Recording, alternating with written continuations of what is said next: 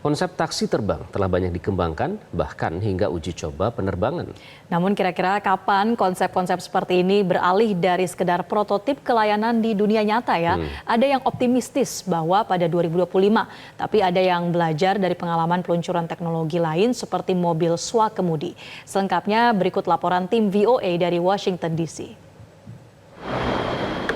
Perpaduan antara industri dirgantara dengan industri otomotif menghasilkan kendaraan jenis baru, eVTOL, singkatan kendaraan bertenaga listrik yang bisa lepas landas dan mendarat secara vertikal. Sebagian dirancang untuk menjadi taksi udara listrik alias e-taxi. Supernaut, perusahaan mobilitas udara yang bermarkas di Washington DC, adalah salah satu perusahaan yang mengembangkan kendaraan eVTOL. It is an all-electric aircraft that has about a 60-mile range, flies at about 120 miles an hour. Will take you short distances with respect to flight, but get you across traffic, across town with ease and comfort. It'll have safety of an airliner, so it'll fly it'll be extremely safe and change the way we move around big urban areas. Ini pula yang ditawarkan Lilium, perusahaan Jerman yang membuat modifikasi lain dalam konsep eVTOL. It's not driven by rotors, it's driven by fans.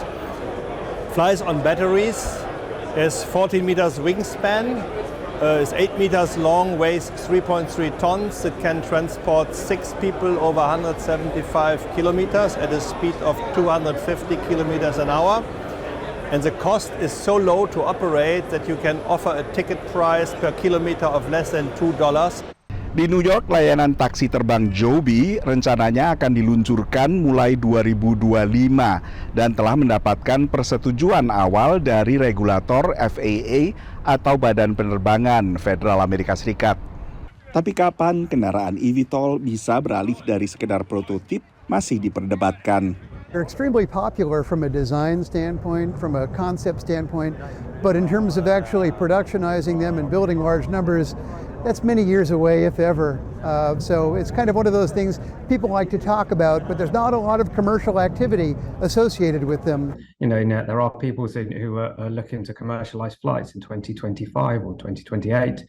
So when it really, it comes to market, so as a kind of real world solution, kind of might be 2030. But not. I've previously worked, in some of the driverless car research, and we've been saying it's kind of 10 years away for driverless cars for the past 20, 30 years. So it's always one of those kind of like movable deadlines.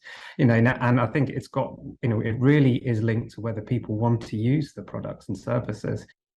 Seperti banyak teknologi lainnya, sertifikasi berfokus pada keselamatan penumpang. Pada saat yang sama, investor juga harus dipuaskan dengan target pengoperasian di depan mata, agar pengembangan teknologi eVTOL terus mendapat pendanaan. Dari Washington DC, Nova Purwadi dan tim VOA. Jelajahi cara baru mendapatkan informasi. Download Metro TV Extend sekarang.